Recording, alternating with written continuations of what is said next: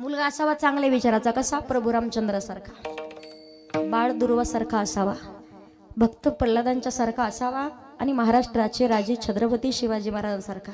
आता बऱ्याच जणीला वाटतं आमच्या पोटी प्रभू रामचंद्र जन्माला ये, वाटतं की नाही? रामासारखा जन्माला वाटतं की रावणासारखा? सध्याची तुम्हाला घटना कळली असेल.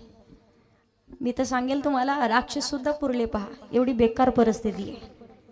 कलियुगाचा अंत व्हायला आता जास्त वेळ लागणार नाहीये.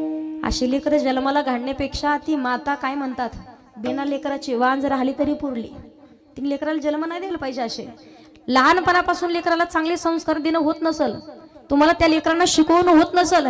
आज छत्रपती शिवाजी महाराजांची जयंती आली तर रात्रभर डीजे पोर दारू पिऊन नाचतात पहा लोक, पहाटे 3-3 वाजेपर्यंत. ती जयंती नाही साजरी होणार कधी.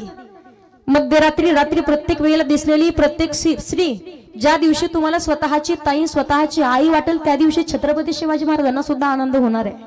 आज त्यांनाही दुःख वाटत असेल हो, नाहीये, खरोखर सुरक्षित नाहीये. काल परवा ते व्हिडिओ पाहिला पहा. आज सध्या इंस्टावरती असू द्या, युट्यूबवरती असू द्या, फक्त उघडलं तरी तेच व्हिडिओ येत आहेत. ज्या मुलीला अन्याय काय असतो हेच कळत नाही. आज त्या माता पितेची परिस्थिती काय असेल आणि त्याच्या पुढे जास्त क्रूर काय घडलं असेल, तो तोंडावरती दगड टाकून ठेचून मारलंय पहा.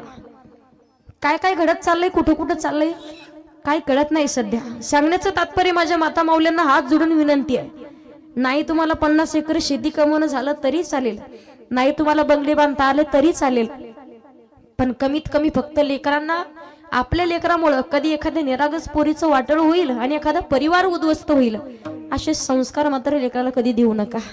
फक्त लेकरांना चांगले संस्कार द्या की जेणेकरून प्रभू रामासारखाच मुलगा असला पाहिजे. राम येतील पण कौशल्य होणं महत्वाचं आहे.